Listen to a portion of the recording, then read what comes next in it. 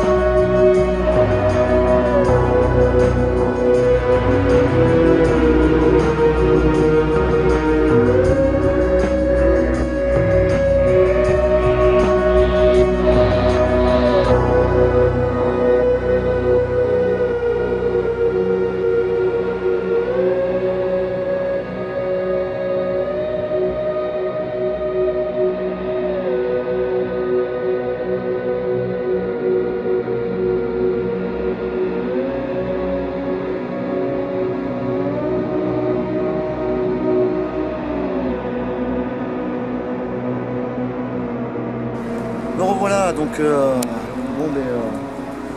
on a évacué, comme je vous disais, on est sur une zone bien plus élevée où bon là le niveau d'eau ne risquera rien, hein.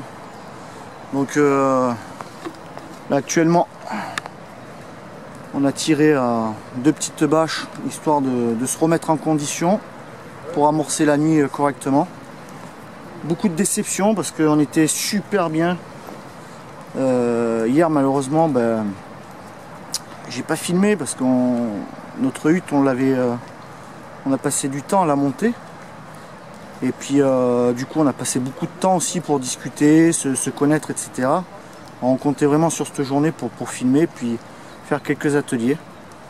Donc je suis venu avec Philippe, donc tout le monde le connaît, hein, Philippe Bilan, hein, nature, hein, notre maître queue. Avec aussi donc Juanito de la chaîne Mister l'Expérience ainsi que la page Facebook. Et puis notre ami Wilfried hein, de chez Autonomie Nomade, évidemment, qui nous a reçus. Voilà, donc cette vidéo sera très courte. J'espère que vous pourrez vous satisfaire des photos que nous avons réalisées. Et puis je vous dis à très bientôt.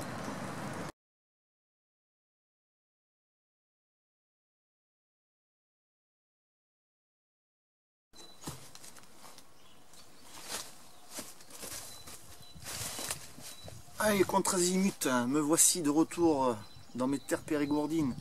Et avec le soleil, ça fait plaisir. Donc on est dimanche. Me voilà revenu de ma rando sur le pays catalan. Donc je plante le décor rapidement hein, pour qu'on puisse finir la vidéo et que vous ayez une petite idée de ce qui s'est passé. Donc Wilfried nous a accueillis chez lui, alors Wilfried WPO de chez Autonomie Nomade, nous a accueillis chez lui là, à proximité de Perpignan, en terre catalane. Donc avec Mister l'Expérience et Philippe Bilan. Donc le week-end c'était dans l'idée 3 jours d'autonomie totale sur un îlot sur le Tech, pardon.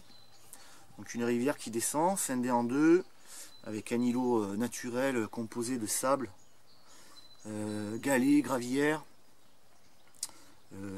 avec à proximité sur les plages avoisinantes en végétation des cannes provençales, un genre de bambou plus fin, vachement flexible. Et puis donc passer 3 jours voilà et d'utiliser ce que nous proposait l'îlot au niveau des ressources et des matières premières, avec évidemment ce que l'on avait amené. Donc nous avons monté une petite hutte commune pour partager nos savoirs, créer quelques ateliers, etc. etc. Et puis pour dormir, des petits appentis nomades, hein, montables, démontables très rapidement. Donc du coup, on a commencé le vendredi avec une journée pas mal ensoleillée, très agréable, un temps doux. Le samedi, ça s'est dégradé, donc déjà de la nuit du vendredi au samedi où on a eu une pluie assez fine mais tout à fait tolérable. On a très bien dormi d'ailleurs. Mais à compter du samedi matin, une pluie beaucoup plus lourde, beaucoup plus pénétrante. Donc évidemment, Wilfried, connaissant très bien les lieux, avait pris en compte tous ces paramètres. Nous, on avait quand même consulté le bulletin météorologique avant de partir, évidemment. Et puis, ayant reçu quand même un SMS d'un ami, on avait pris nos téléphones, il nous avait prévenu que bon, de faire attention, il y avait quand même une petite info crue de niveau 1, niveau jaune, qui était prévue dans le secteur. Donc là, on s'est dit, attention. Malgré que ça soit à petite échelle, on ne sait jamais. On n'avait pas vraiment de visuel en amont sur la montagne et de ce qui s'y passait, donc on ne savait pas exactement à retardement ce que l'on pouvait avoir.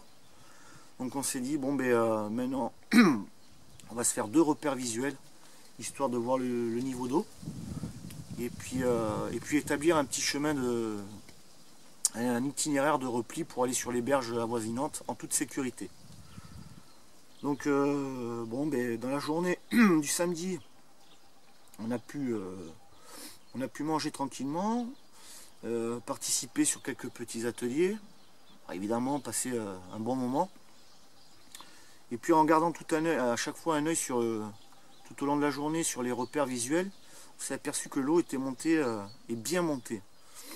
Donc on a pris la décision de décrocher et de partir sur les berges, dont la séquence que vous avez vue juste avant, où on se reconditionne. Donc finalement on n'y est pas resté non plus, parce que le temps de blablater, de se réorganiser, pardon, de se réinstaller, on s'est rendu compte que l'eau montait est montée vachement bien. Donc on a dit pas de risque, tant pis, on va écourter le bivouac, ce qui était bien dommage. Et puis on est parti. Alors tout ça pour vous dire que, évidemment, sur YouTube, on voit de plus en plus de vidéos avec des gens qui des gens qui bivouaquent, randonnent à proximité de fleuves, de rivières, de ruisseaux, de torrents, etc. Ben, tout ça pour dire que évidemment on ne part pas dans des coins n'importe comment sans prendre connaissance du milieu et puis des infos météorologiques. Hein. Je vais en profiter pour faire un thé. Il me fera du bien, j'ai la gorge qui picote en plus. Et ça va dérouiller un petit peu mon briquet médiéval. Il ne me sert pas souvent finalement. Donc oui, tout ça pour dire que faut faire attention. Évidemment, là où vous allez, il faut quand même se renseigner, c'est très important. Hein.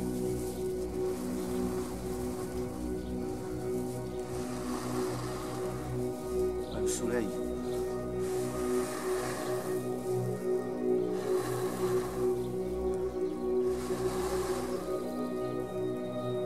Je fais un peu ma vie, hein, désolé.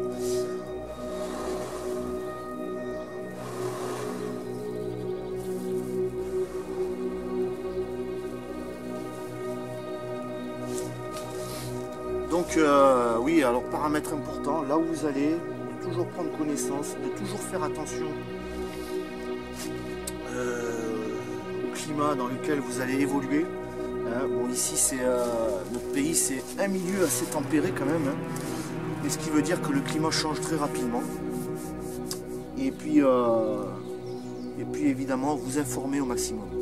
Donc on se donne rendez-vous au mois d'avril. Là on est fin mars, mars étant terminé quasiment. On se donne rendez-vous en avril sur une vidéo. Donc on repartira au bord d'un lac, là où avec Maxime on était parti et Nico. On devrait avoir 2 invités surprises, donc ça me fait vraiment plaisir. Et puis on se retrouve, donc, sur YouTube. Et n'hésitez pas à demander si vous voulez venir bivouaquer, randonner avec nous. Merci beaucoup et puis à bientôt.